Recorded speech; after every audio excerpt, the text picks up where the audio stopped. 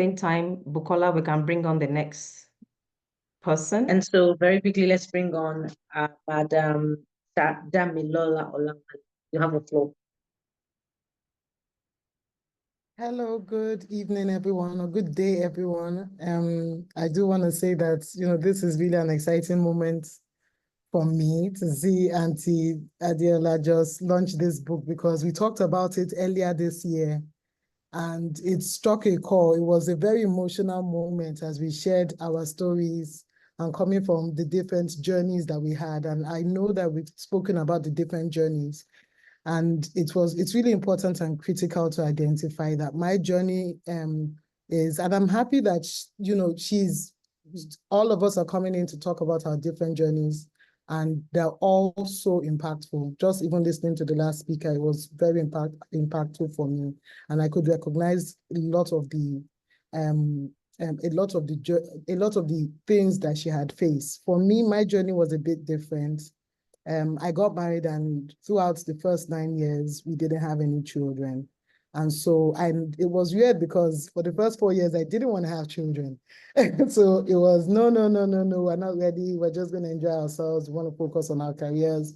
And then when we became ready, it was difficult. And we just kind of realized that it wasn't in our hands. It was up to, we had to wait, and that we were in a time of waiting. And in that time of waiting, one of the big things that struck me was I couldn't do it alone, and I needed to find professional help. And in finding professional, and that's the point of finding professional help was a journey in itself, and saying, I can't do this alone, I need to find professional help. And I think for a lot of us, we struggle through, okay, we can just do this. And sometimes it just doesn't happen that way, and it's okay. And I had to just tell myself that it doesn't mean that there's something completely wrong with you. It's just that this is the challenge as of now, and you're gonna have to get through it. And so it was so important for me to start dealing with it, with the medical issues and going to the clinic. And one of the most important, another turning point for me was the separation of my emotions from the medical issue. And it's hard, but I had to get to a point of like, okay, look at the medical issues practically. What's step 1? What's step 2? What's step 3, and how can I, and then I just kept going and trying to move past it. One of the first ones for me was taking out a fibroid. And I think I had to do that fibroid. I took out the fibroid the first time, and then IVF failed, because we went through IVF, of course, and it failed. And then the fibroid was back. And at that point, I was like, you know what? I don't know if I want to go under the knife again.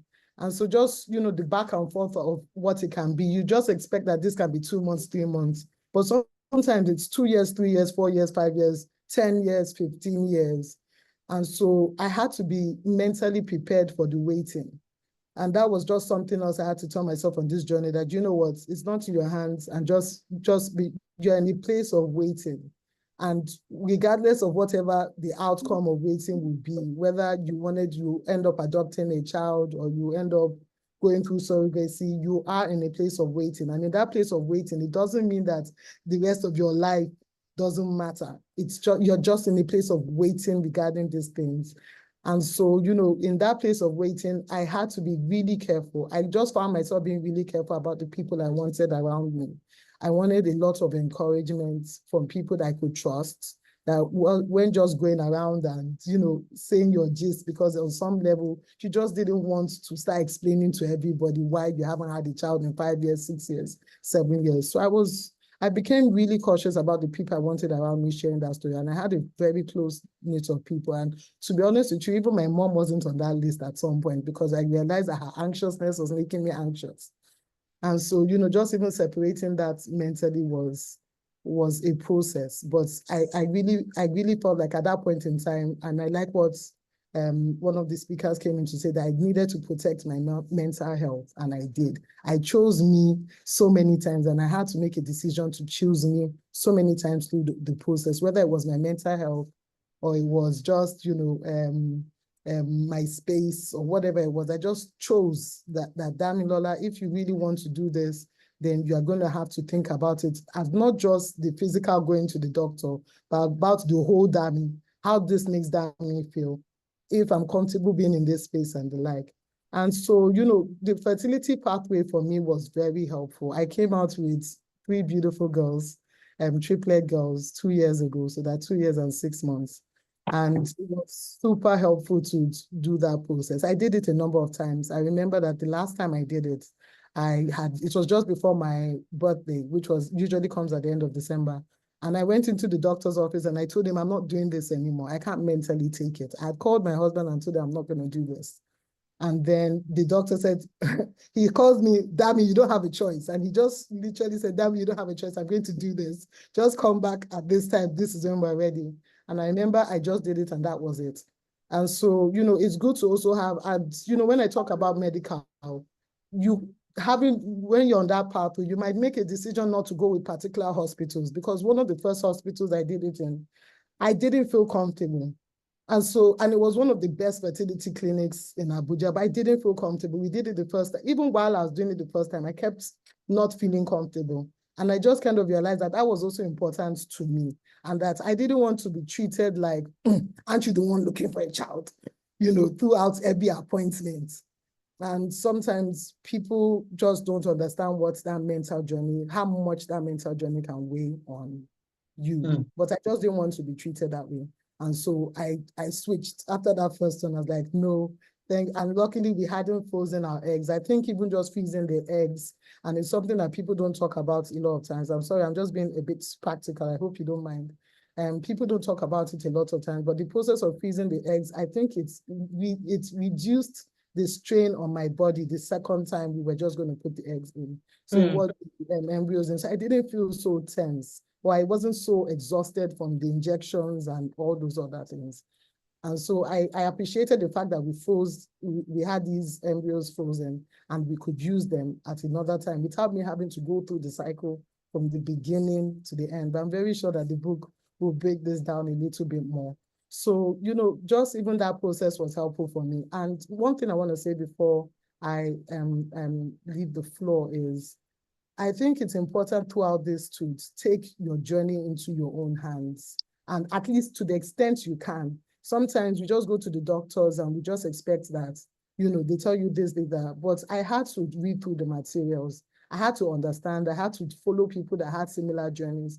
I just literally said, okay, it's fibroid. Who do I know that's dealt with it? You know, like I had to literally process it and not just allow life to happen. Both the medical information I was getting and my mental health, I had to look at it at a holistic picture. And I really appreciated that.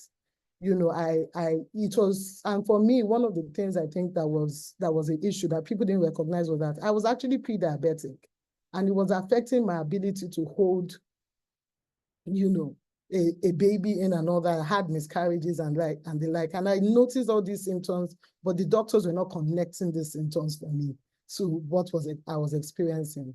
And I think there's also a place where faith comes in. And that's why I really appreciated that we prayed before we started, and that prayer was core to all this, because at some point I had to let it go in prayer and say, Lord, you know what? I might not even fully understand my body, but I'm trying to get there. But also bring to me professionals that also understand. And so one of the professionals I met immediately saw me. It wasn't a 30-minute conversation. He said, no, take you off these medications. No. You need to be off these meds, or also it will be difficult to conceive or to even keep the baby. And even when the baby is born, they might be born with so many complications. And that was the end of that. He took me off the meds like 3 months before I started the next cycle of IVF.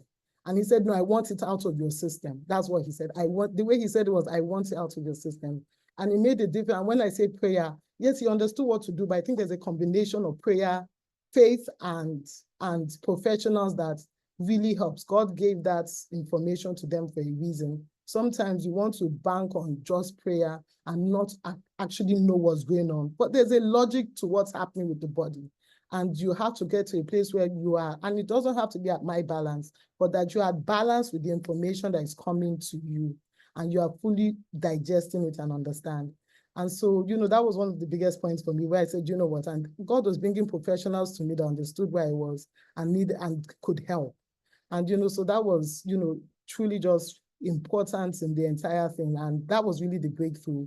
The 9 years breakthrough came at such a huge balance of, you know, not just me being on my knees or me going to the medical. It was really grace, but it was also the fact that doctors are here to help. Doctors are here to help, and they did.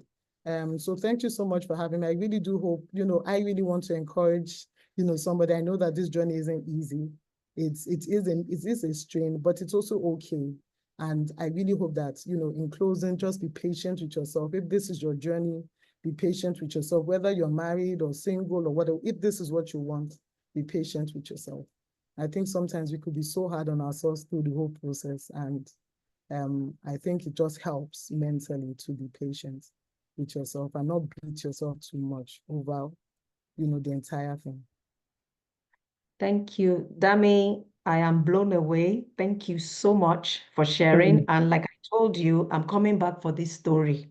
We're still going to have a sit because these are the conversations. You brought so many dimensions I didn't even know we spoke before that would really be beneficial to everyone who wants to learn. So I'll surely see you in Abuja when I come. And remember your promise. Please, everybody, here now for the record, she has 3 girls. And when I met them, I chose one, Chantel. Just give her to me. When I see you in Abuja, give me my Chantel and let me go with her.